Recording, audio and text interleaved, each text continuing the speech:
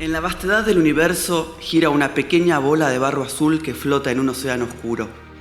Sobre ella millones de seres se afanan en construir una civilización que resista la brevedad del tiempo que tienen asignado. Entre ellos hay una raza pequeña, un pueblo elegido en constante expansión, que recluidos en lugares lejanos profesan el culto a las historias. Leen concentrados diversos textos convencidos que la existencia es un sueño dirigido.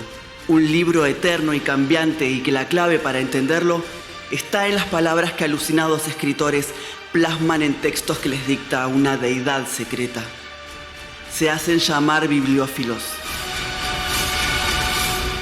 Estas son sus crónicas.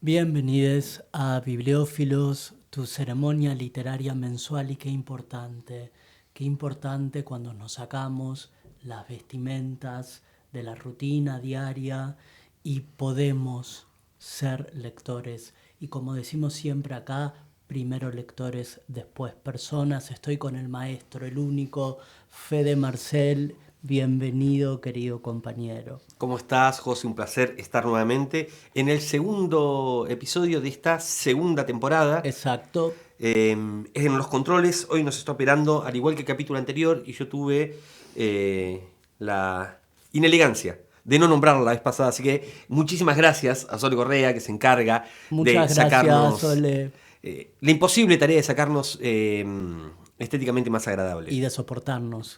Además, ¿no? Así que muchas gracias a Sole, que está detrás de los controles. Y hoy tenemos con nosotros, para este tercer episodio, en el piso mayor de Group FM, a la queridísima Fabia Marnitz. Muchas gracias por estar. Muchas gracias por invitarme y bueno, Lo hemos logrado, lo logramos. Tuvimos que, tras arduas negociaciones Sí, y compromisos impronunciables. Un contrato leonino, casi como el de Gran Hermano, para tenerla acá. Y finalmente lo logramos. Finalmente lo logramos. Para que sepan un poquito acerca de Flavia, hoy es lunes 21, ¿no? Uh-huh. Estamos grabando este episodio, el lunes 21 va a estar saliendo el próximo jueves. Va a estar saliendo ya directamente el próximo jueves este episodio, o sea que está saliendo grabado. Y para el jueves que viene, la señorita Flavia Marnitz va a ser la licenciada Flavia Marnitz. Mañana, martes, a las 11 de la mañana, hace la defensa final de tesis, ¿no? Así es, mañana me recibo y por eso me invitaron ahora, porque es más barato lo que cobro, porque todavía no soy licenciada. Buenísimo, siempre un gran acierto. Un gran acierto, sobre todo en esta economía. Porque a partir de mañana cotiza en dólares. Sí. Así que pagamos en pesos crocantes para tenerla acá. Mañana va a ser caro. Diciendo, sí. Okay. Se recibe, Flavia va a ser licenciada en psicología. En efecto. Flavia, además de esto, también es una militante sobre cuestiones de disidencia y militante política también. Fundamentalmente militante, sí. Ok, y nos parecía como súper interesante con José. Teníamos en batea para el capítulo de hoy trabajar acerca de un tópico que nos gusta a ambos, que es literatura por mujeres, o sea, el rol de las escritoras femeninas, ¿no? Mujeres que escriben. Yo en este caso voy a hacer una salvedad. Ciertamente no es muy fuerte.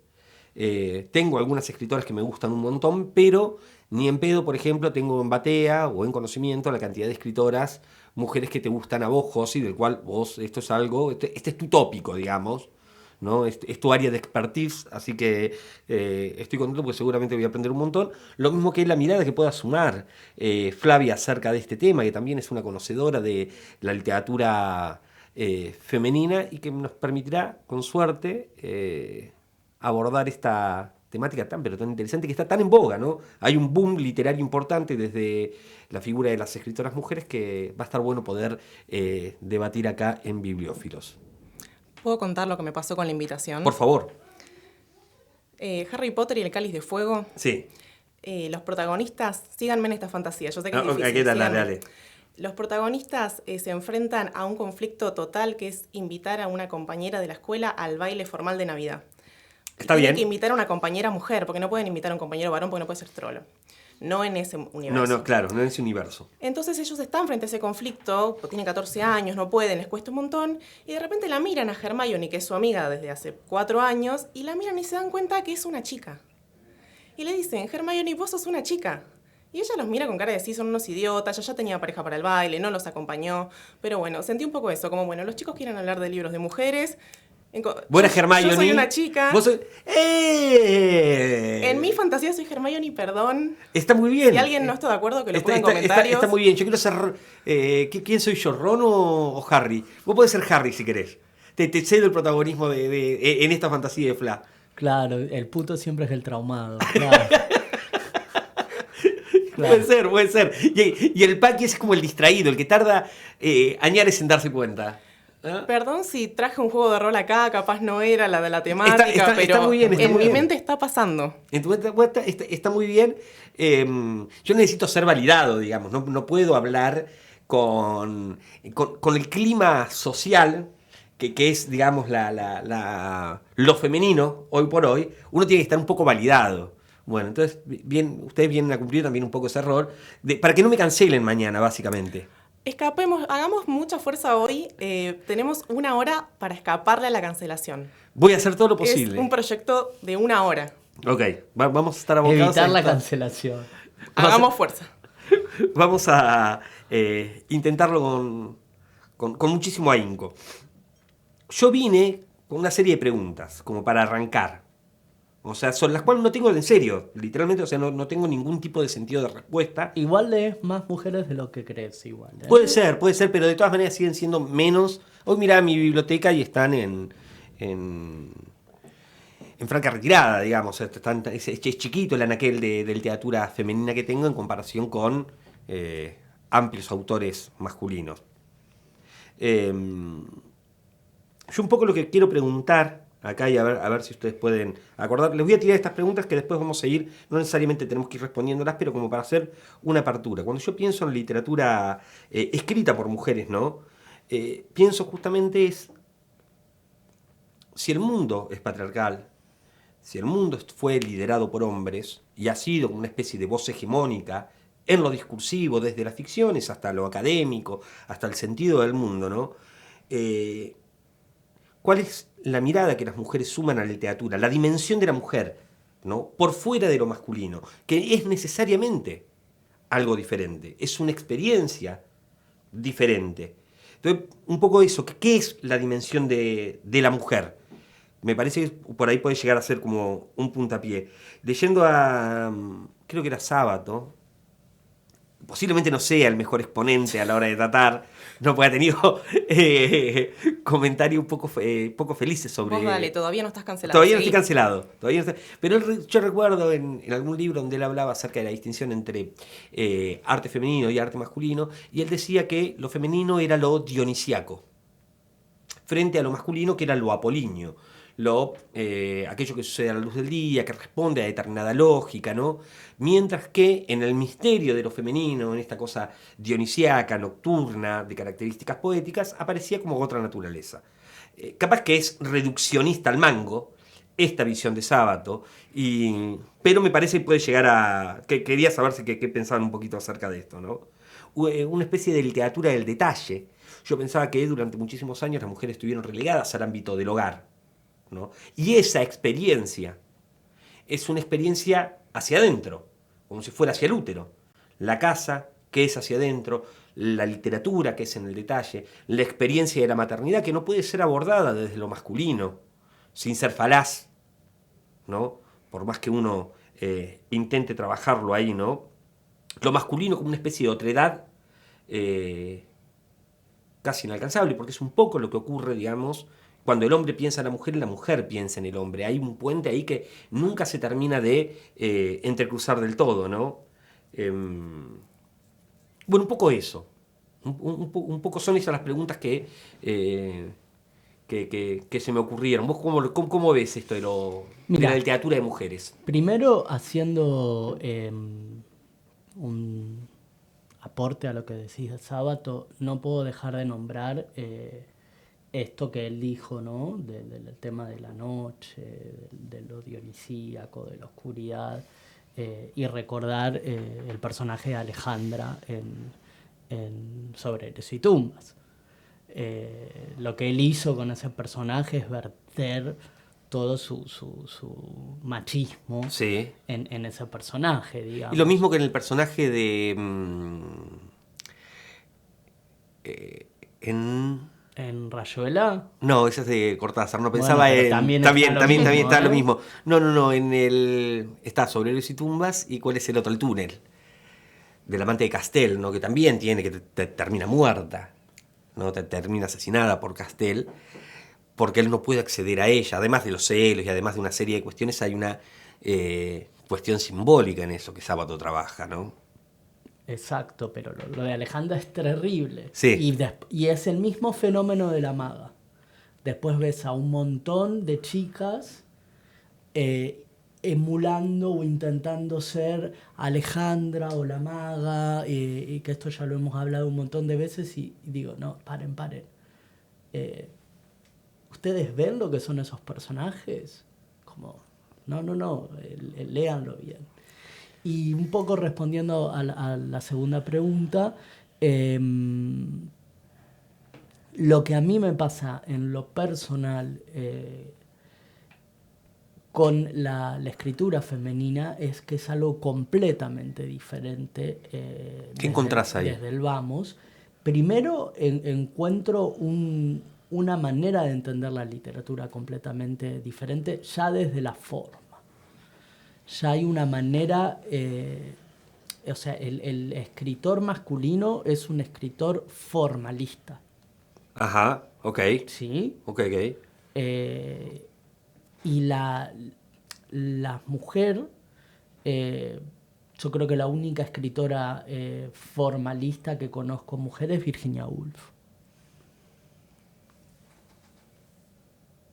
Que igual tiene su revolución literaria. Y cuando vos también. decís formalista, ¿a qué te referís? Más apegada a la estructura, más de una novela que respecta, digamos, las estructuras, que no juega con el lenguaje, aunque Virginia Woolf después sí lo hace porque junto con James Joyce han revolucionado el siglo XX, ¿no? Ella me parece que es la única que ha hecho las dos cosas, ¿no? Pero después todas las mujeres han sido y son revolucionarias. Creo que la escritura femenina es de por sí revolucionaria y que se concentra en el lenguaje, ¿sí? La mujer, ya sea por el lenguaje o por el argumento o por su temática, no puede evitar ser revolucionaria. Aunque quiera ser clásica o clasista. Flavia tiene un libro acá que es de un lenguaje, digamos, clásico. Qué hermosa edición. Hermosa edición, por eso la traje, Pero porque es muy linda. yo ahora después le voy a hacer la palabra, pero digamos, es un lenguaje simple. Uh-huh. O sea, no tiene ningún vuelo vanguardista, ¿no? Ajá. No hay un gran vuelo de técnica. ¿Y entonces? Pero ¿qué tiene? Tiene una historia en un determinado momento entre un personaje que ya sabemos, ¿no?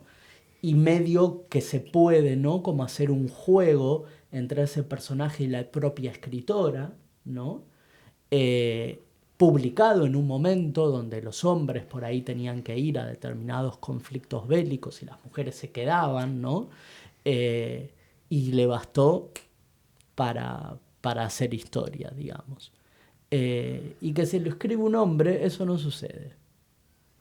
Okay.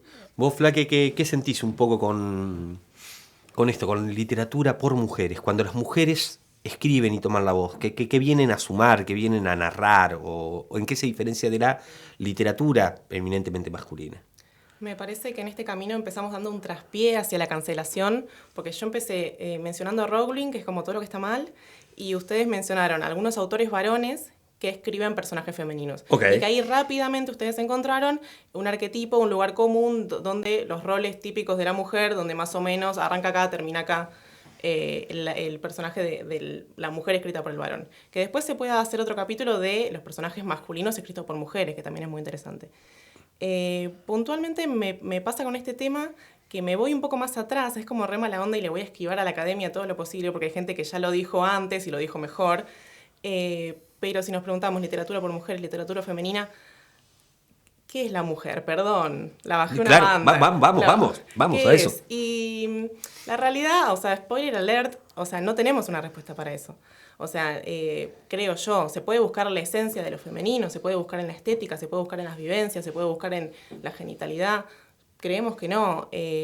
No me voy a poner psicoanalista, no voy a vincular Harry Potter con psicoanálisis, sí lo voy a hacer. Pero digo, claramente el ser mujer, el ser varón o lo que sea que nos identifiquemos está dado por el otro y por una mirada del otro. Por eso traía como este ejemplo. Es social, digamos. Sí. Es una construcción además maleable, ¿no? Porque no es lo mismo, digamos, lo arquetípico de la mujer en el siglo XV que la mujer hoy, digamos. Es una construcción de características sociales, ¿no? Sí, hay una matriz simbólica que te la ofrece el otro. Claro. Vos nacés, te insertás en una familia, te ponen un nombre, te visten de una manera, te mandan a una escuela con determinado uniforme y no otro. Por eso la traje a Hermione en su momento, que ella entra a la escuela, la mandan a la habitación de las mujeres, no a la de los varones. Entonces ya hay una parte que no convive con sus amigos. Y después, a los 14 años, los amigos se dan cuenta de que es una chica. Ahí pueden ver a un personaje que no solo es una amiga, sino que es un personaje, es una mujer deseada, deseante, y de repente es el otro el que ofrece esta matriz simbólica. Entonces, a partir de ahí, empezar a pensar, bueno, ok, literatura por mujeres.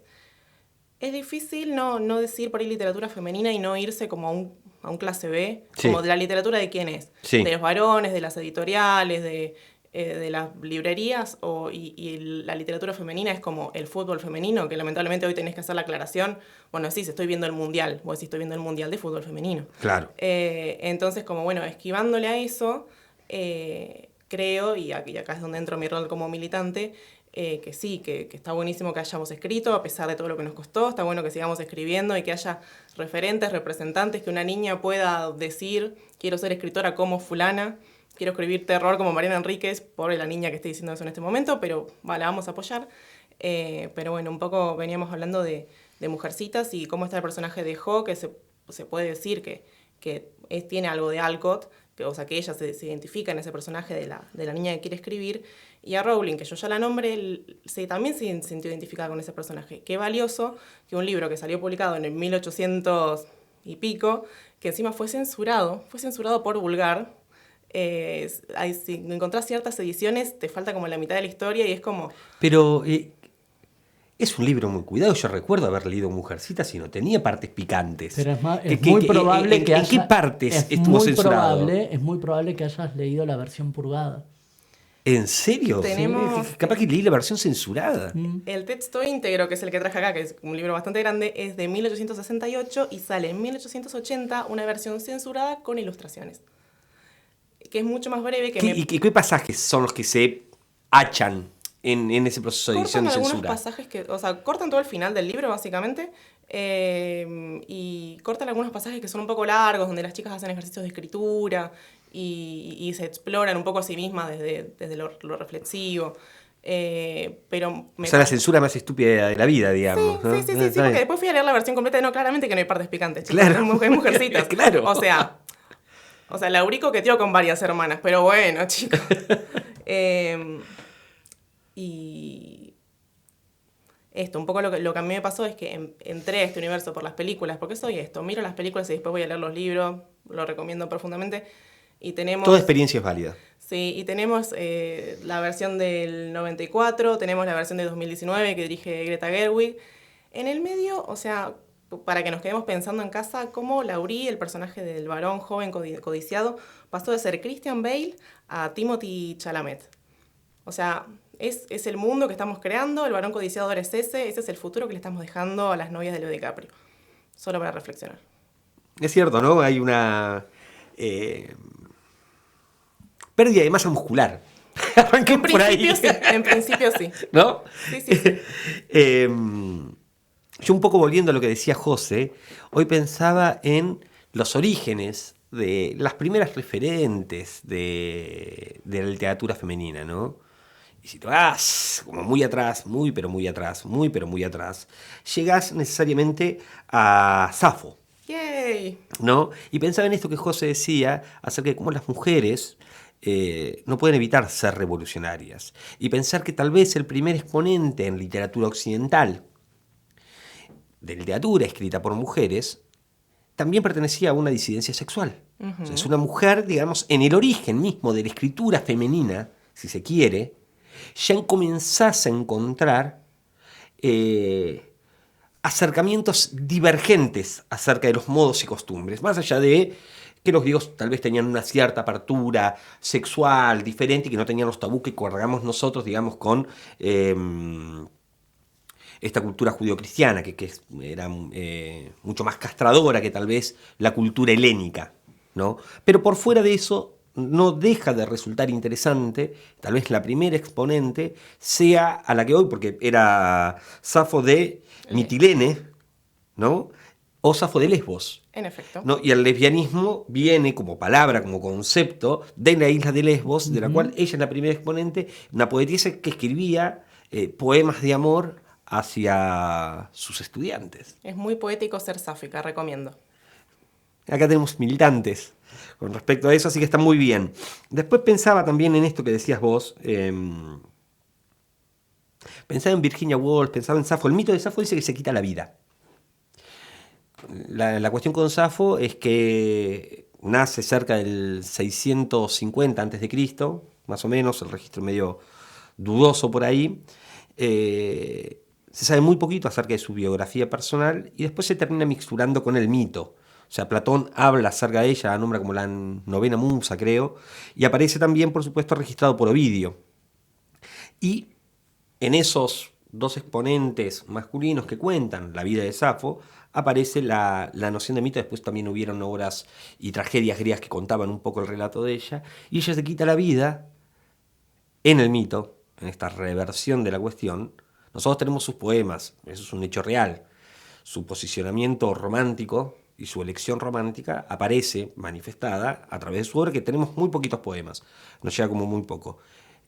El mito dice que ella se quita la vida por la negativa de un hombre. Estaba enamorada de un tipo, el tipo le dice que no y ella se mata. O sea, como el mito, contado por lo masculino, de alguna manera, encausa ese relato en algo más ameno, digamos, a las lecturas de la época. Volvemos a los lugares típicos, a los destinos típicos de la mujer. Una de las primeras películas que LGBT, primera película lésbica, es como del 1900, 1903, 4, que es Jovencitas de Uniforme, que es de unas niñas en un colegio en Alemania. Ajá. Y una niña está enamorada de otra y bla. El punto es que sí, tenemos las dos versiones según el país donde la hayan estrenado, siempre censuradas, ¿no? La versión donde, bueno, la película termina en un punto y la versión donde la niña se suicida. Entonces son un poco los destinos, las primeras películas o los primeros libros que nos acercaban a la temática LGBT queer, siempre tienen como esa cuestión trágica, y por eso se celebra hoy en día que haya otro tipo de ficciones donde... Hay una cosa medio de tabú, ¿no? O sea, se rompe, digamos, la norma social y tiene que sobrevenir el castigo. Te morís, te matan, te pasan cosas malas, sí. Y tomando lo que ella dice sobre el tema LGBT y sobre otra cosa que dijo, de que las mujeres también pueden crear personajes masculinos y hablar de ellos. Yo ya hablé de este libro, se llama Tan poca vida, de Yanya Hanagihara. Es un libro bastante grande, de 1000 y pico de páginas, que sigue la vida de 4 o 5, no me acuerdo, hombres homosexuales desde la época de la universidad hasta los 60 años. Y yo le juro que es el mejor libro de literatura homosexual gay, digamos, que yo leí en mi vida. Es quirúrgico lo que hace esta mujer. Y es una mujer metiéndose en la psicología interna y en todos los aspectos y que de hombres, y que logra describir a hombres mejor que hombres. Es interesante por ahí plantear justamente esto.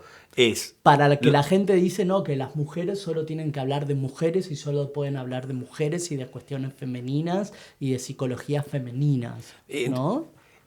O sea, ¿alguna vez te pasó de haber leído un libro con un personaje homosexual escrito por un hetero que te parezca satisfactorio, o siempre la experiencia es de distancia? Nunca me gustó de un hombre, siempre me gustó, o sea, hasta ahora me ha pasado con 2 mujeres heterosexuales, una es esta chica y otra es Margaret Mazzantini en Esplendor, que me sorprendieron la precisión, digamos. Pero sí, hombres heterosexuales no se acercan... Ni en pedo. No, de la nada. Es una experiencia completamente esquiva. De la nada, pero las mujeres sí pueden hacer. Por lo menos estas. Qué interesante eso, digamos, como por ahí la pluma o tal vez la psique femenina, la sensibilidad femenina, tiene mucho más que aportar a la hora de crear personajes queer que lo que la experiencia masculina puede. Sí, es que hay algo de la experiencia propia, que obviamente no es lo mismo ser un varón gay en la década del 90 en Estados Unidos que ser una mujer trans en Argentina en el 2023 o ser Colette en Francia en 1800. Son todas experiencias completamente distintas. No, a veces lo que suele pasar con los varones es que se creen que la propia experiencia queer es suficiente para publicar un libro. Y no, hay que saber escribir. Además. Un poco, no sé, recién hablamos de Alcott con Mujercitas, digo, también, no sé, la tenemos a Jane Austen, que dejen en comentarios porque estoy necesitando hacer un club de lectura de Jane Austen, así que nada, súmense, porque tenemos que hacer esto. Que un poco, si lo mirás así, como cuestiones conservadoras, clásicas, en el fondo el conflicto no deja de ser, más allá de que obviamente hay cuestiones románticas, bueno, hay que casarse bien, pero el conflicto para mí no dista mucho del conflicto actual que tenemos las mujeres o un montón de personas a la hora de decir, ok, hay que casarse bien. En ese momento por ahí tenían más limitaciones económicas, hoy las mujeres podemos ir a la universidad, podemos votar, podemos tener una cuenta bancaria, pero se nos siguen superponiendo ambas obligaciones. Entonces tenés que ser buena como profesional, pero a la vez tenés que ser buena madre. Y es como un montón. Y siento que este conflicto que tenían estos personajes de hace 1000 años no deja de ser un conflicto que lo podés seguir encontrando hoy. Es interesante la figura de Jane Austen, ¿no? Porque uno podría llegar a pensar que es literatura, en un primer momento, de características rosas. En una primera lectura, ¿no?, uno caería, digamos, como en una especie de mirada simplista de decir es literatura rosa, simplista y de poco vuelo, sustancia, ¿no? Y sin embargo el fenómeno de Austen sobrevive. Hay algo en ella que claramente no es eso que se percibe a primera vista. Hay una sutileza, hay un diálogo continuo que hace que, pasado 200 años, las mujeres sigan volviendo a leerla, a encontrar una representación clara en sus novelas, porque si no hubieran muerto en el olvido, hubiera desaparecido. A Jane Austen la leen muchos hombres. Más, ¿no? Ella lo que quería un poco de sus personajes era que tuvieran un final feliz, porque ella misma en su biografía no tiene un final como lo esperado. Ella nunca se casó. Y es escritora, o sea que trabajaba, ganaba dinero y nunca se casó, entonces ya era un personaje medio marginal para su época. Claro. Entonces ella elegía que sus personajes sí tuvieran un final feliz. Hay un poco de eso también. Pero es interesante porque como siempre un poco con José nos reímos siempre un poco de la academia y las decisiones que la academia toma, arbitrarias y media boludas, ¿no? Y me parece que el caso de Austen es un poco así, porque la crítica literaria, excepto cierta corriente feminista un poco más en boga, que viene hoy a rescatar la figura de ella, siempre fue rescatada por el público y no por la academia, no por sesudos hombres diciendo, viste, qué buena literatura que es esta y demás. Y sin embargo la obra de Austen se sigue publicando en miles de idiomas, hablándole a millones de jóvenes todos los años. Y es interesante como fenómeno. Es interesante porque va completamente en contramano de estas apreciaciones masculinas y académicas. Y en lo cual está re bueno. Perdón, y en representaciones cinematográficas también que siguen saliendo hasta el día de hoy. Si vas a buscar películas, las últimas pelis de Netflix que salieron, tienen un poco el formato de alguna de las historias de Jane Austen, entonces... Hay un modelo narrativo ahí que sí, se repite. completamente. Hay un modelo O sea, hay narrativo. un Darcy Ajá. explícito o implícito en muchas otras ficciones. Y además le meto como dato, que estamos hablando de literatura por mujeres, estadísticamente en el mundo las mujeres leen más que los hombres y compran más libros que los hombres. Es buen dato. O sea, No la tenía esa. no es dato menor. No, en absoluto. Una cuestión de cuantitativa es importantísimo.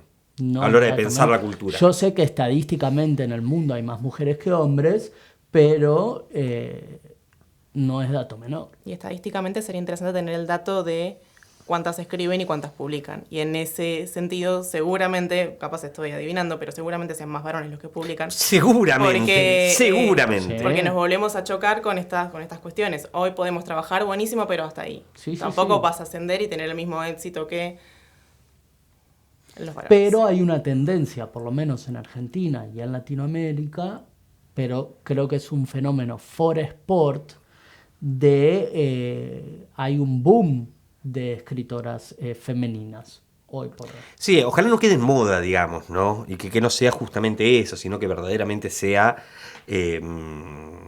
la modificación de un status quo, que siempre es un poco lo beneficioso de esto.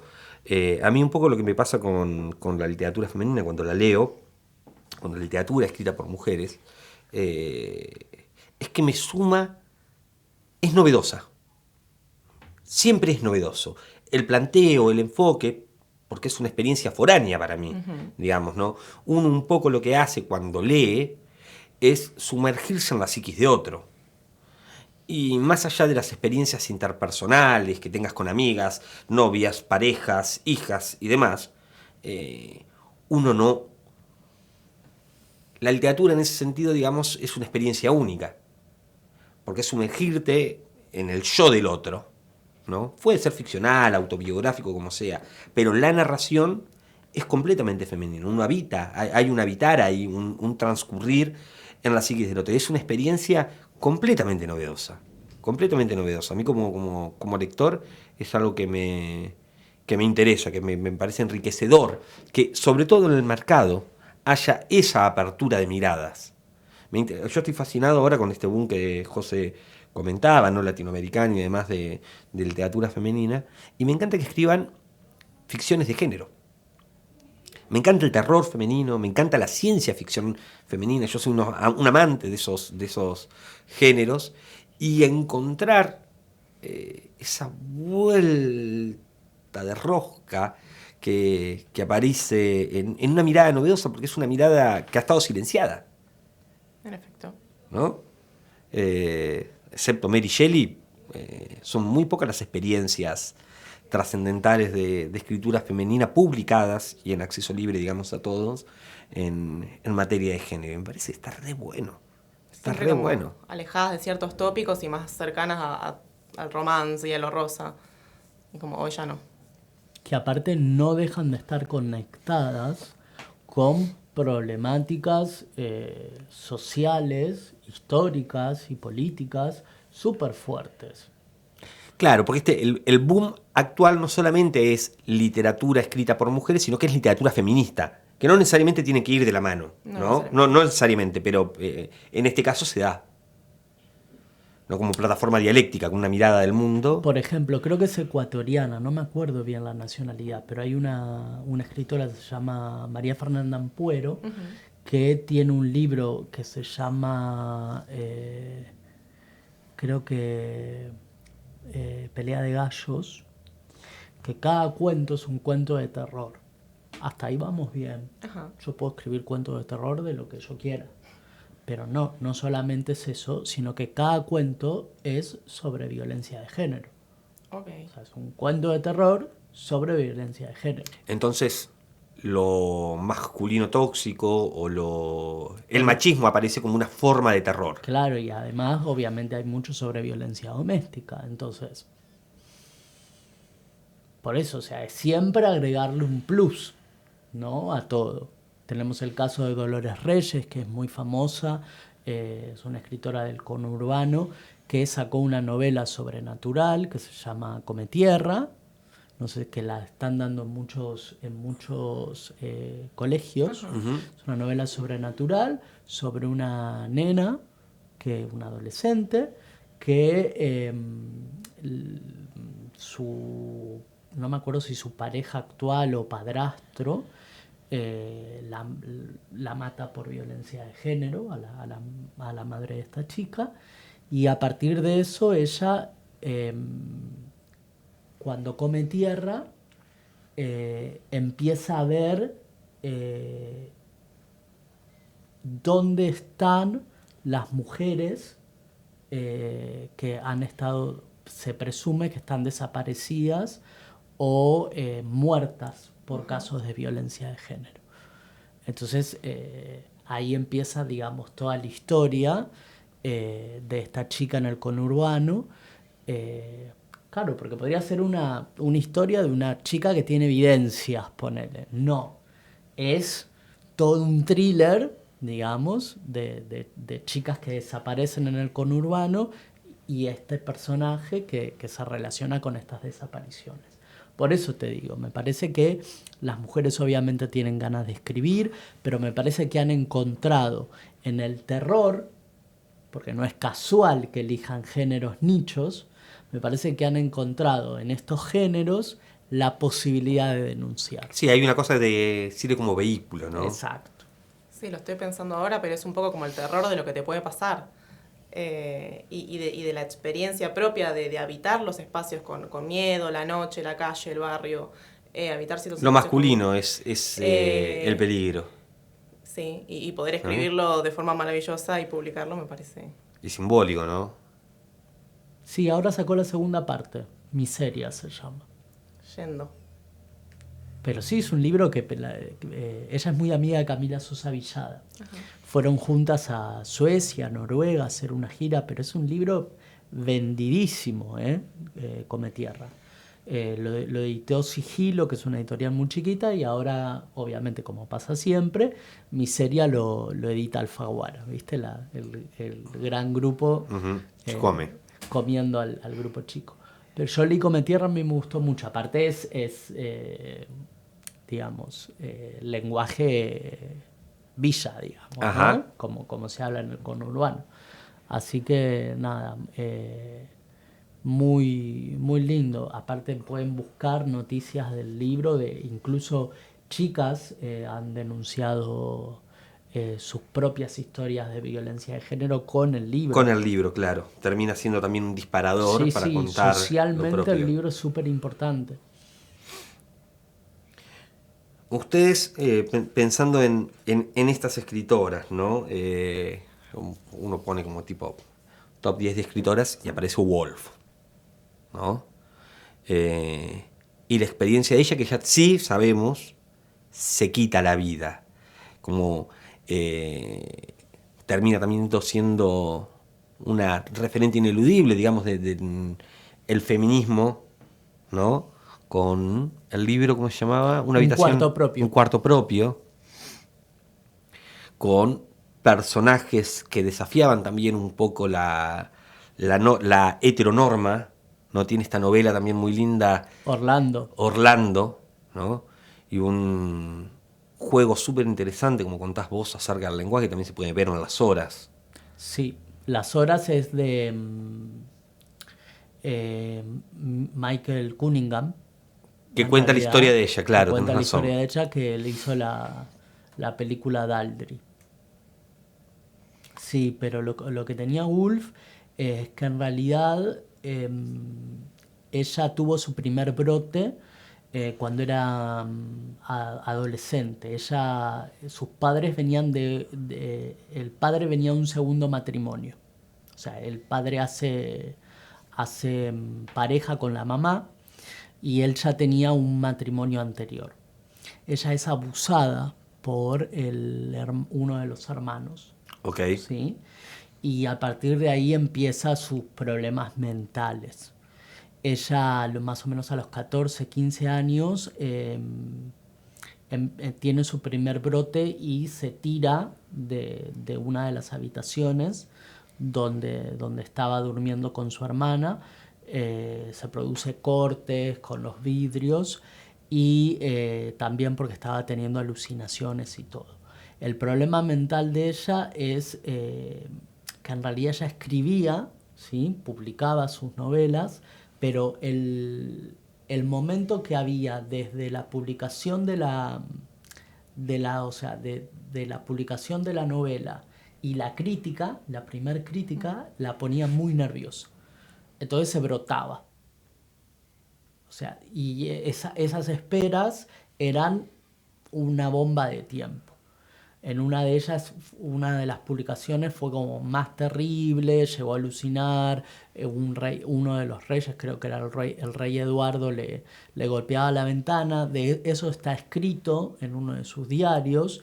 Leonard estuvo muy preocupado por eso y estos episodios la acompañaron toda la vida. Cuando ella publica Un cuarto propio, que en realidad era una charla, eso es una charla y después los transcriben, pero en realidad eso es una conferencia que ella dio, una charla que ella dio. Después se publicó en libros. Imagínate que para el público de ese momento era bastante revolucionario, porque ella es una mujer que nunca trabajó, o sea, vivía de su trabajo, digamos, pero no tenía un trabajo clásico. Ellos tenían una imprenta donde ella editaba sus propios libros junto con Leonard, pero había mucha gente que le podía atestiguar que ella no trabajaba. Y cuando empieza su periodo, digamos, de más experimentación, a partir de Orlando, La señora Dalloway y Las olas, que después también vienen Los años y Alfaro, corresponde con su mayor periodo de agitación. Y lo que sí me parece interesante para debatir con Flavia es que Orlando cuenta la historia de un ser, por decirlo de alguna forma, que que frecuentaba la corte de un rey que ya no me acuerdo quién era, pero te estoy hablando de año 1400, 1500, y el libro está muy bien escrito, con un lenguaje maravilloso, traducido por Borges al español, y seguimos la historia de toda su existencia hasta que al final de la primera parte Orlando cambia de género y se vuelve mujer. Entonces, a partir del libro, lo que nosotros vamos a ver es constantemente el cambio de esta esencia entre masculino y femenino hasta llegar al siglo XX con un final que no te voy a decir, pero te deja así. Entonces lo que tenemos es el antecedente de Úrsula K. Le Guin en 1969 en La mano izquierda de la oscuridad, hablando por primera vez de fluidez de género, y luego tenemos que saltar a 1929, creo que es Orlando, a ver esta experimentación. Obviamente cuando el feminismo, mucho tiempo después de su muerte, en los 70, la recupera, ve este libro como un estandarte fascinante. Ahora, lo que a mí me llama la atención es qué relación tenemos nosotros ahora y qué relación tiene la mujer, ¿no?, en estos tiempos que corren con las disidencias, ¿no?, tanto en la escritura, en la sociedad, porque siempre en las disidencias la mujer es la mamá, ¿viste? ¿Y por qué es tan notorio también? ¿Por qué están tan hermanados, decís vos? Claro, a eso voy. Hay una cosa que, digamos, de que el feminismo trafica bien abre las puertas un poco, ¿no?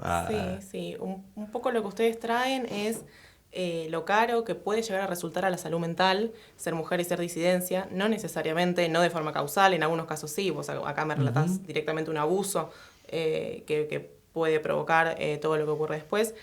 Y en este espacio donde hablamos de literatura nos encontramos con algunas personas que en medio de esa locura han podido sublimar algo de eso en el arte. Por ahí no terminaron bien, por ahí sí, pero hay como una cadena entre esto, ser mujer, ser disidencia, lo afectado de la salud mental. Y lo que pasa es que no tanto la mujer como la disidencia están bajo la bota del patriarcado. O sea, hay una hermandad ahí, digamos, frente a un mismo concepto opresor. Sí, hay ¿no? gente que es loca por otros motivos, pero hay gente que es loca por eso también. Claro. Y pensando esto, después, por supuesto, tenés escritoras mujeres que claramente no comulgan con las disidencias, como podría llegar el caso de ser de Rowling, que abiertamente, digamos, se corre digamos, no quiere maternar Rowling. No quiere maternar Rowling otras feminidades más que las biológicas. Es que ser mujer o ser disidencia no necesariamente te hace feminista o no te hace tener una perspectiva de género a la hora de crear un relato, de crear un personaje y los destinos de esos personajes. Puede haber una perspectiva de género o puede que no, como en este caso. Ahora, qué fascinante, ¿no? Quienes somos disidencia hoy y quienes nos declaramos feministas y abanderados de un montón de causas, hemos crecido leyendo Rowling. Sí. Y nunca nos sentimos, digamos, que no había inclusión absolutamente de nada. Es loco esa construcción por parte de Rowling, cómo la obra escapa al discurso original del escritor. O sea, la intención de Rowling y su posicionamiento con respecto a las disidencias parece ser claro y explícito a través de sus redes. Su obra parece otra cosa. Yo creo que mi disculpa, si es que me tengo que disculpar de algo, es que nosotros estábamos tan agobiados. O sea, yo era homosexual en un pueblo muy chico y yo tenía que salir a la calle con auriculares para que la gente no me diga cosas. O sea, para no escuchar lo que la gente me decía, porque lo mío era muy de que me griten cosas en la calle, pero terribles, ¿eh? Y claro... No acá te gritan cosas lindas, potro, divino. Divino todo. Pero, claro, yo creo que en mi caso, los libros de Rowling eran o sea, todos los libros te transportan a otro lugar, ¿no? Pero Rowling era una cosa... arrolladora. Claro, que te enfrascabas tanto y yo creo que, claro, que el viaje era tan profundo que claro, que nada... Obviamente que uno las ideas éramos muy chicos cuando leíamos Rowling. Sí. A mí ya 4, 5, 6, 7 no. Pero 1, 2, 3 sí. Pero viste, además es una obra profundamente antifascista, profundamente antirracista. Y sin embargo, ella elige como persona, digamos, ¿no? Personal desde su punto de vista, traficar ideas odiantes, ¿no? Hay algo loco, muy loco. Sí, también cuando me pongo a hablar de esto también me pongo desde lo personal, porque también lo leo desde los 9 años, que me lo recomendó una profesora de la escuela, que es la misma profesora que me prestó este libro que tengo acá sobre la mesa, o sea, es real. Y sí, así como tiene algo que no sé con qué intención lo escribió. No sé si lo escribió porque le gusta escribir, porque tenía que matar el hambre en ese momento. El punto que lo escribió, que el libro está publicado, y que yo creo, y esta es mi excusa para seguirle esquivándole a la cancelación, esto de cómo el texto excede al autor y cómo ya es propiedad, si bien ella va a seguir facturando, cómo es propiedad de las personas que lo leen y cómo te puedes encontrar con un montón de metáforas de esto, de lo distinto, de lo difícil que es ser diferente, de descubrirse a uno mismo siendo diferente, y que ya es nuestro, y que hacemos lo que queremos, y que la gente escribe fanfiction donde los personajes son gays. En tu cara, Rowling. Eso es muy loco, porque me parece que es un fenómeno que surge un poco a la luz de Harry Potter y a la esa primera experiencia. Rowling tiene la particularidad de escribirle a un público que el mercado no consideraba que existiera. Básicamente, vos tenías literatura infantil y tenías literatura adulta. En el medio no había nada. Surge Rowling, que es la primera en escribirle a un pibe de 10 años, que podía ir en la franja entre de 9 años y 16 años, eran los lectores que ya... El mercado es un boom editorial, el mercado se da cuenta de eso, y esos pibes que se iban a transformar en lectores por una primera experiencia temprana en su casa, o posteriormente, cuando llegaran a la literatura, pensada como literatura clásica o literatura para adultos, encuentran un goce enorme, se sumergen, comienzan a consumir, no paran en Rowling, porque el fenómeno editorial se dieron cuenta, comenzaron a salir un montón de libros, de un montón de autores pensados para esa franja etaria. Entonces, esa experiencia lectora, que marca a fuego a un montón de niños, ustedes, yo soy un poco más grande, pero ustedes son... Yo leía Rowling de grande ya tenía 20 y pico, no fue el mismo impacto, ¿no? Pero que los termina marcando y los termina atravesando fuertemente en un discurso muy pero muy íntimo. Esa misma generación, esos mismos chicos terminan con la herramienta de internet haciendo una apropiación de la obra y una ampliación de ese universo narrativo, sumando disidencias, sumando miradas, complejizando y yendo en contra de los discursos de odio de la propia autora. Es muy loco eso. Como fenómeno cultural, como nicho chico, como fenómeno, me parece interesantísimo, porque hay mucho fanfiction. Mucho. Estamos hablando de que los fanfiction hay un montón de experiencias y hay un montón de gente escribiendo, pero tal vez el más explorado sea el universo de Harry Potter, en fanfiction. Si no es el más, sí, en las estadísticas es uno de los más. Y es interesante poder ver, porque así como fui target de Harry Potter a los 9 años, después fui target de Crepúsculo a los 15 y entré muy fuerte porque justo tenía esa edad. Y acá tenemos otro ejemplo de una escritora que es mujer y que no necesariamente los valores con los que escribe y los valores que transmite son valores que estén buenos.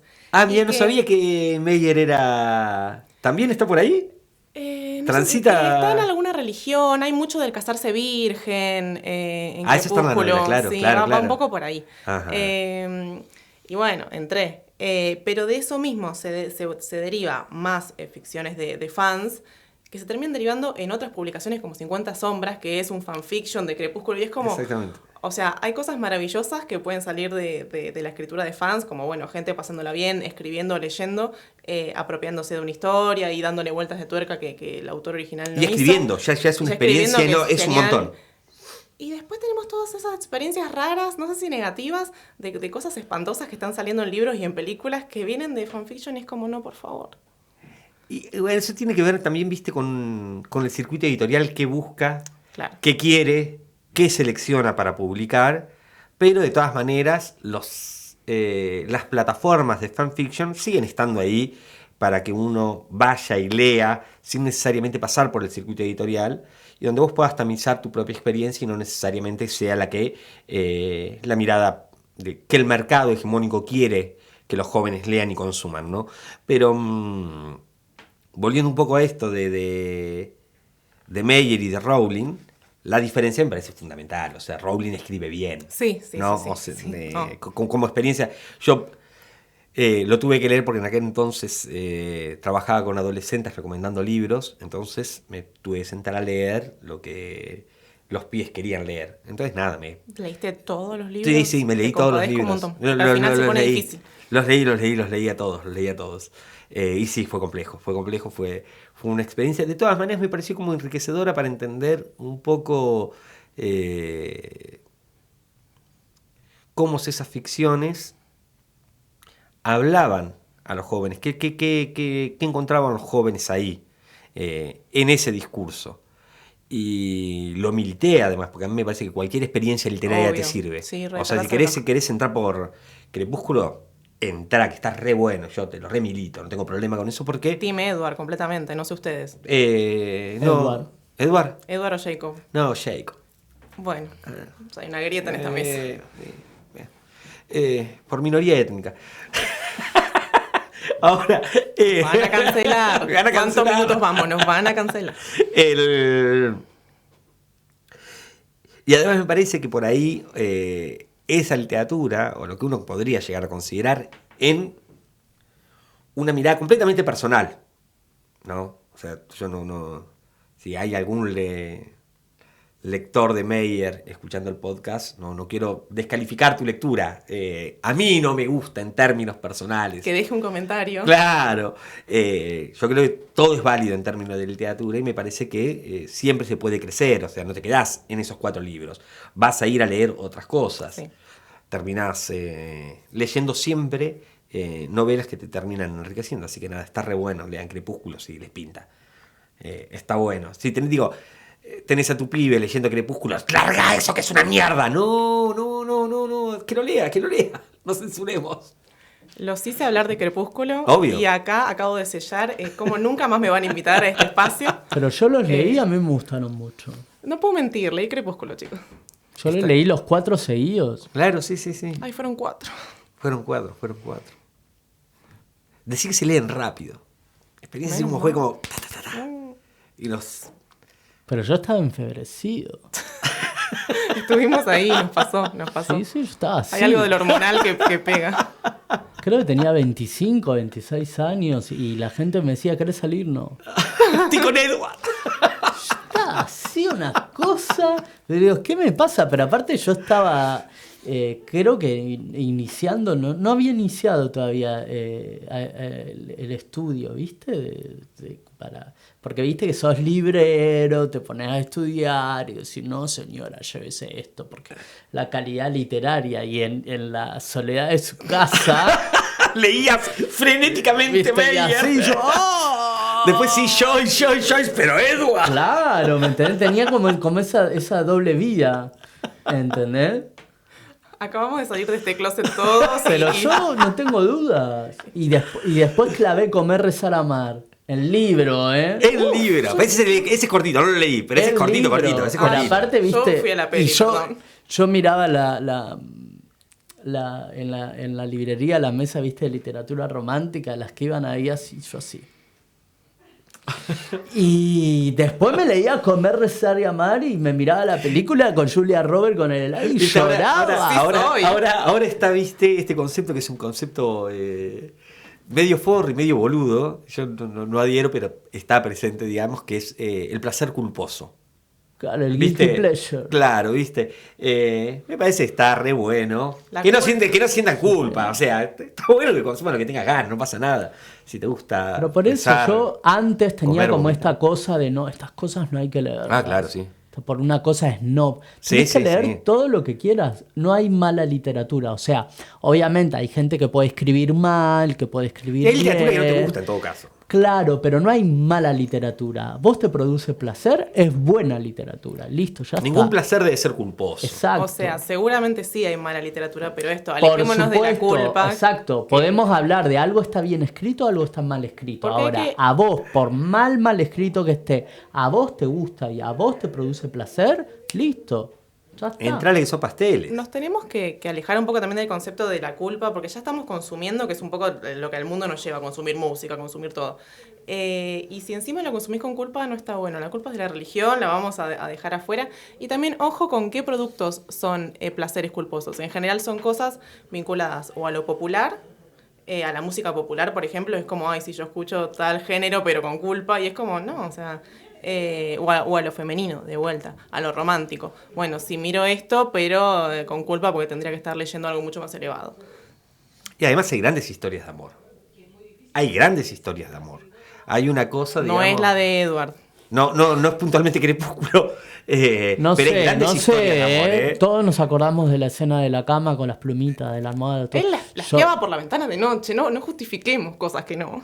Es medio creepy eso. No está bien. No espíen a gente por la ventana. Prometo no hacerlo más, dice José. Tenemos los micrófonos prendidos, no vamos a ahondar en anécdotas. Otra vez cerca de la cancelación, les pido por favor. Pero pensaba en literatura romántica, y la buena literatura romántica, o por lo menos la que a mí me gusta de literatura romántica, podemos pensar en Cumbres Borrascosas, que es un libro que con José hemos militado en varios podcasts, porque viene Amo una y otra vez. muchísimo ese libro. Y ahí tenés un gran personaje masculino que es Heathcliff, escrito por una mujer. Es un personaje complejo, misterioso, de dimensión profundamente humana, atravesado por pasiones y por odios. Y hay una cosa en Cumbres Borrascosas que es como al lado B de las historias de amor, ¿no? Porque es una historia atravesada por la pasión, pero por pasiones oscuras, por pasiones, yo creo que por la verdadera naturaleza de la pasión, porque la pasión no tiene un sentido moral. Me parece que ella entendió un poco eso al relatar Cumbres Borrascosas. Ni hablar del juego simbólico, de el páramo, ¿no? La cuestión gótica que también sobrevuela sin entrar en lo sobrenatural, y la calidad literaria que tenía, que era enorme, ¿no? No, además, si uno se pone a pensar en todas las hermanas, representa un poco el temperamento también de ella. Ella era, no quiero comparar, ¿no? Pero era la más especial de todas, ¿no? Nunca me voy a acordar cómo se llama la que escribió Jane Eyre. ¿Estamos todos en la misma laguna? Sí, estamos todos en la misma. Porque estamos hablando de Emily, la que escribió Cumbres Borrascosas, y la que escribió Charlotte. Charlotte Bronte. Charlotte era más estructurada, digamos. Yo siempre digo que es la que más contenta estaba en usar seudónimo masculino. porque Jane Eyre cumple todos los requisitos de la novela romántica de la época, a pesar, ¿no?, de tener esta cosita del personaje, no voy a hacer spoiler, ¿no?, pero el personaje del ático, ¿no? Que a mí me parece lo más revolucionario. ¿Jane Eyre dialoga bien o marida bien con Austen?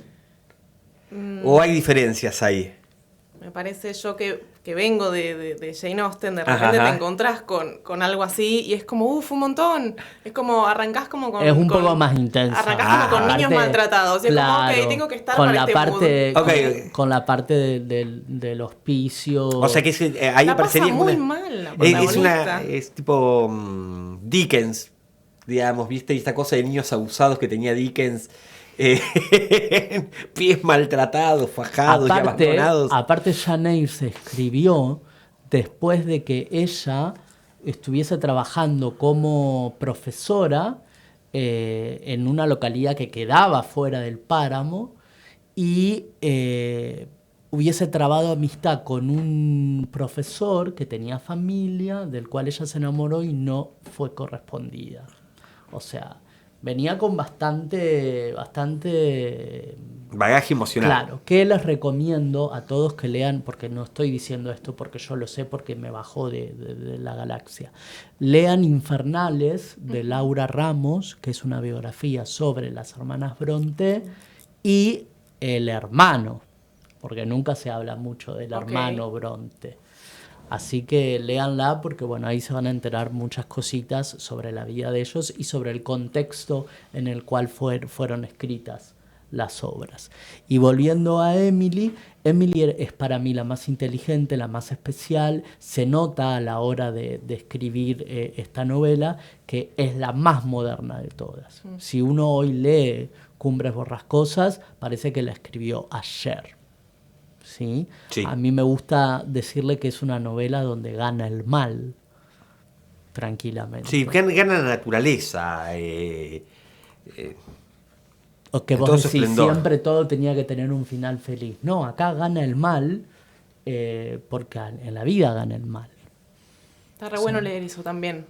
No solo el final feliz. Claro. Porque la Y existencia es una tragedia. exactamente. Y, o sea, somos nosotros con nuestros intentos los que tratamos, ¿no?, de vencer la tragedia y tratamos de hacer lo mejor posible. Pero cada vez que la maquinaria de la vida se pone en juego, o sea, lo que empieza es la tragedia. Venimos de los griegos. Sí, la maquinaria de la tragedia es así. Y su escritura, los personajes, las dos partes bien marcadas de la obra, hacen de ella un libro espectacular. espectacular, que encima cuando ella se los da a leer a sus hermanas, porque se pasaban las novelas, las hermanas se asustaron, porque dijeron, ¿qué es esto? ¿En qué viaje estás, amiga? ¿Qué es esto? Y yo la verdad que es un libro que yo le recomiendo a todo el mundo porque es maravilloso. A vos que te gusta Juan, de Nuestra parte de noche, lo dijo Mariana Enríquez un montón de veces, que Heathcliff sí, es una gran, gran inspiración para el personaje de Juan, y es así. Y ahí tenemos, y llegamos, digamos, a este nuevo... me va a quedar una por fuera y me gustaría que después retomes y cuentes un poquito. Yo sé que vos sos también como súper fan, que es Clarice Lispector, que es una voz casi ineludible desde lo femenino, ¿no? El nivel de prosa, el manejo del lenguaje que tenía Clarice es casi sin precedente, digamos, en la literatura de América. No puedes... Yo leo, cuando la leo es... ¿viste? Yo sé que te gusta mucho. Sí. Pero quería hablar también un poco, antes de hablar un poquito de ella. Llevamos 1 hora de programa. Está muy bien, ¿viste? Se pasa rápido. ¿Estás bien? Estoy muy bien, la estoy pasando muy bien. Me alegro mucho. Hablar un poquito acerca de estas escritoras nuevas. Hablar de un poco de Enríquez, hablar de Camara, hablar de Samantha Schweblin. ¿Qué vienen a trabajar estas mujeres? Hablar de Basterrica. Vos hace poquito, contame un poco tu experiencia con Cadáver Exquisito. Yo estoy ahora mismo con Agustina Basterrica. Bueno, a ver, lo tenemos fresquito, a ver, contame. Ella está encerrada en mi casa ahora, está como atada a la pata de la cama y ella me va haciendo el audiolibro. O sea, porque es más o menos así la experiencia, porque no la estoy pasando bien, es un poco rudo. Pero sí, recomiendo un montón. No lo terminé, no me cuenten el final, pero sí. Y además, ¿qué final? ¿Qué final? ¿Qué final? Pero sí, la experiencia es cruda, ¿no? Como la carne. Como la carne. Pero está muy bien que como escribe, y es ir a leerla a ella, ir a leerla a Mariana, y es como, la estoy pasando re mal, pero estoy leyendo autoras argentinas que son geniales. Ahí tenemos Cadáver Exquisito, sería una especie de distopía futurista, si queremos, o meterla en algún subgénero, y es novedoso eso, porque no es un género que esté muy presente en la literatura argentina, la distopía, ¿no? Y tiene esta cosa de acercarse a una distopía. La distopía por lo general tiene ciertos tópicos como medios marcados, ¿no? Post-apocalipsis. Post-apocalipsis, seguro. Si te lo haces un poquito más obvio, le metes unos zombies encerrados en determinado lugar. Un shopping. Ahí tenemos. Bingo. Y ya tenés metáfora de capitalismo. Bueno, tenés a Snyder dirigiendo seguramente esa visión posapocalíptica. Referencias a Romero y demás, ¿no? Pero sí aparece algo como muy novedoso en Basterrica. Porque yo todas las veces que he escuchado hablar a ella acerca de Cadáver Exquisito, ese boom de esa novela, que te cuenta, bueno, que en este mundo no se puede comer carne, que toda la carne animal que se come aparece un virus y el hombre no puede ya comer carne de animal, entonces se habilita, hay hambruna en el mundo, caen las clases sociales, se va toda la mierda, los gobiernos caen, hay hambruna a nivel mundial y se establece el comercio de carne humana. Comienzan a criar seres humanos para el consumo de carne, para paliar la hambruna del mundo. Cuando en entrevistas la loca termina diciendo siempre que está muy atravesada por una concepción del veganismo, ¿no? Que ella es vegana, su hermano es vegano, es chef vegano, que es como una marcada influencia. Yo no sentí tanto eso. Después leí muchas experiencias de lectores que dejé de comer carne después de leer Cadáver Exquisito. A mí no me pasó eso. Yo sigo comiendo carne, a pesar de haber leído Cadáver Exquisito. Pero sí me pareció más notable la metáfora sobre el género femenino, sobre lo femenino, que sobre el veganismo. Sí, un poco de culpa de comer carne me está dando otra vez, porque fui vegetariana, volví y ya quiero volver al vegetarianismo otra vez, es todo muy difícil. estoy encontrando, hacia la mitad del libro donde estoy encontrando eso de la metáfora de lo femenino. Y por ahí no tenía pensado nombrarlo, pero si estamos hablando de distopías en ese sentido, tenemos el cuento de la criada. El cuento de bueno, de Atwood, ¿no? José también es muy fana de Atwood. Que también es ese futuro que sin zombies y sin cosas muy espectaculares no está bueno, las mujeres no la estamos pasando bien. Claro, ¿viste? Es una distopía con la iglesia, básicamente. ¿No? Es una distopía con una teocracia. También novedosa. Con volver a lo conservador y a un montón de cosas que el libro tiene un montón de años y si lo vas a leer ahora es bastante actual y es como, no está bueno. Y hay teocracias en el mundo, pensemos todo lo que es el mundo musulmán y las mujeres que están bajo esos regímenes, ¿no? Así que sí, no pierde actualidad. No. Atwood. No es una cosa que se pueda decantar. Y Basta Rica es descarnada. Sí es. Es descarnada la literatura de ellos. O sea, ¿no? El uso de la palabra es casi quirúrgica. A mí me gusta mucho cómo compone las oraciones.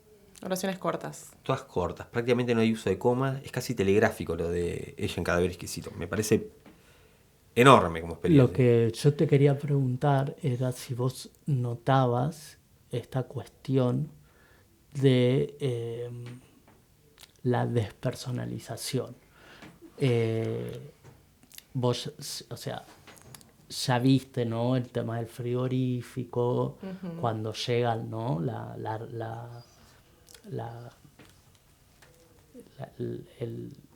El material, el material, no sé cómo decirlo, ¿no? Lo que a mí me pasa con Cadáver Exquisito es esto, que para poder consumirte, ¿no? En este caso, cuando llega el material, uno tiene que despersonalizarlo. Sí, hay que deshumanizar. ¿No? Exacto. Y pasa lo mismo, ¿no? Cuando uno violenta a otra persona. Ahí me parece que está el clic con la violencia de género. Nosotros somos pareja. Bueno, acepto. Nos une el amor.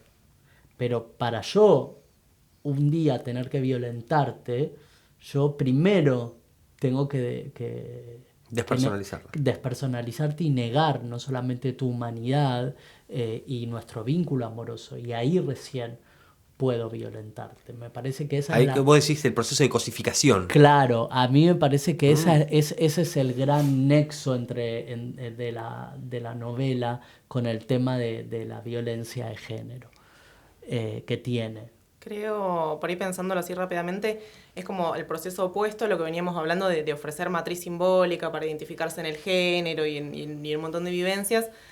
Acá sí es, y es una metáfora también a lo que pasa en la realidad. Hay seres humanos de segunda y hay seres humanos que tienen menos derechos. Uh-huh. Y es el proceso de deshumanización total, Uh-huh. ¿sí? Que Como... acá se justifica, bueno, hay una ley, se permite, claro, se habilita. como diciendo, ya nos estamos comiendo los unos a los otros. Sí. Esto no va a pasar en el 2800, o sea, sí.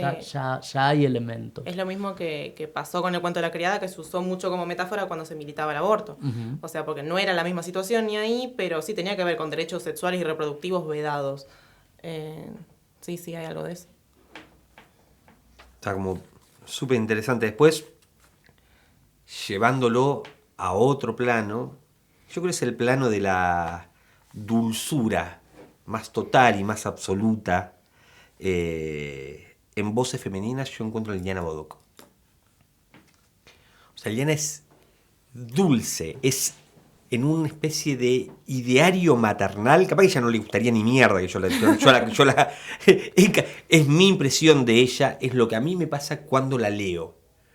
Liliana, yo siento que te abraza con palabras, de una ternura y de una sensibilidad exquisita. La experiencia de ese lado de lo femenino, porque después vos lees a Basta Rica, la lees a Enríquez o a Cabezón Camarí, también está lo femenino, pero no necesariamente hay ternura en esa literatura. En Bodoc yo encuentro eso. Hay una cosa muy, pero muy fuerte de volver al útero materno cuando escucha Bodoc. Es mi experiencia. Es mi experiencia. Tiene esta cosa con una cuestión de la oralidad que por momentos me olvido que estoy leyendo y siento que estoy escuchando. Eso me pasa, yo visito seguido, cada algunos años, la saga del venado. La he leído varias veces en un periodo de 5 No la años. leí. La voy leyendo. Y es maravilloso. Y ahí tenemos un género que tampoco es muy abordado desde la literatura femenina, ni desde la literatura argentina, que es la épica fantástica. ¿Viste? Así que es súper interesante no sé cómo es tu experiencia con Bodo. Mira, primero me siento culpable medio un poco por haberla matado, porque cada vez que yo hablaba de Liliana Bodoc, mi epíteto era la mejor escritora argentina viva. Lo dije tanto que la maté. Perdón, Así que, Liliana. Liliana, perdón, te amo. Claro, porque necesitaba un epíteto para diferenciarla del resto, ¿no? Porque y como que no... ¿Seguís sosteniendo eso? O sea, no viva ya, pero es de las mejores. Sí. A mí me gusta más que Borges, más que cualquier escritor clásico, más que cualquiera. O sea, hay una... vos lo sabés, Liliana es poesía, hay una... O sea, tiene un nivel y te cuesta elegir las palabras para hablar de Liliana. Tiene algo de... más allá de la trama, digo, ¿no? De insustancial, ¿no? De cosa poco asible la palabra de Bodoc. Es tan poética. O sea, solo para hablar de la escritura y el lenguaje. O sea, Ajá. dejemos de lado la historia. Sí. El tema es cómo Gracias, Sol. haces para explicar cómo escribe esa mujer. ¿Cómo haces? No, me parece que es difícil de... Y es una experiencia muy personal, o sea que hay que leerla básicamente, ¿no? A Liliana. Pero sí me parece que está ligado, digamos, a una concepción de literatura profundamente tierna. Sus lectores, ¿no? Le decían como madre, madre de los confines, ¿no? ¿Sí? O sea, el epíteto de madre está presente, incluso en la familia, tenía una familia numerosa, hay muchos hijos, marido y demás. Y es eso, es una figura como muy maternal en la literatura. Y es como vos decís, yo también leo la saga de los confines cada determinado momento, determinado periodo, y cada vez que la lees es mejor. Y es mejor, y es mejor, y es mejor. Y es casi algo, lo más cerca que yo tengo de la religión es esa ceremonia. Y es tremendo la emoción que uno siente sabiendo que ya conoces la historia, que ya sabes lo que va a pasar, pero es la comunión con ese lenguaje. Ahí mira, vos, Flavia lee, a los lectores les vamos a contar, ¿cuál es tu método de lectura? Porque vos sos así, digamos, cumplís como metas. Sí. ¿No? Me estoy llevando, de hecho, a Bodoc como interrogante, porque Ajá. tranquilamente puede entrar en la meta de este año. Lo pensé, por eso quería, lo traje a colación. La realidad es esta, yo soy prácticamente analfabeta, hace una hora estoy disimulando en este espacio, entonces Es mentira. para volver a la literatura y para reconciliarme con eso me puse como pequeños proyectitos. El año pasado leí autoras mujeres y este año estoy leyendo autores argentines, así que podría tranquilamente leer a Bodoc este año, me quedan unos meses. Te entra, está muy bien y va muy bien para salir de Cadáver Exquisito. Yo no sé cómo voy a salir de ahí. No, o sea, por eso los te voy digo, a llamar a ustedes, vas a necesitar ahí como muchísima ternura, entonces terminás con uno y te metes el otro, que sería, viste, como cuando tomás un remedio y es un vaso de coca, para sacarte ese mal sabor, viste, viste, yo tengo a mi nene pequeño que cuando le tiene que tomar el remedio, tengo el vasito de jugo. Yo le propongo que el último capítulo, cuando lo lean o en un bar conmigo o en mi casa, o sea, que no lo lea sola. Fede, que ya me prestó el libro, me hizo reaccionar en vivo a la primera página, me lo da y me mira y me dice, lee la primera página, ahora, sí, ahora. Y yo tuve que leer la primera página y reaccionar en vivo a lo que me estaba produciendo. No lo grabé. Y vos ahora querés que yo lea el último capítulo en vivo. Vamos a hacerlo. Vamos a hacerlo. No, yo lo único que te digo es que no lo lea sola. Qué terrible. Bueno, con Enríquez. ¿Qué decir de Enríquez? Sí, es básicamente nuestra reina. Yo Gothic Queen. la leí por primera vez al principio del 2000 con su primera novela, con Bajar a lo peor, que básicamente me hizo entender que mi cabeza psiquiátrica no estaba tan mal, porque si sus personajes deliraban igual que yo, está muy bien. O sea que vos pudiste, como digamos, trazar un paralelismo. Te habló en términos personales. Sí, A eso totalmente. voy. Y aparte, evidentemente, o alguien le contó o ella delira igual que yo porque las descripciones eran iguales. Así que o investigo un montón O tenés algo en común con somos, Mariana. o somos hermanites. Pero más allá de eso, claro, después me la volví a encontrar muchos años después con los cuentos, con los peligros de fumar en la cama y las cosas que perdimos en el fuego, pero no fue hasta nuestra parte de noche que hicimos esa comunión. Y ahí te Es vuelvo, una gran novela nuestra parte ahí de te noche. vuelvo a decir lo mismo. No es solamente escribir terror porque sí. Nuestra parte de noche es una novela sobre el cuerpo, si te la pones a analizar. Cada parte de esa novela tiene que ver con el cuerpo. Y de hecho, la directa temática con la dictadura tiene, o sea, no deja lugar a duda con lo que te estoy diciendo.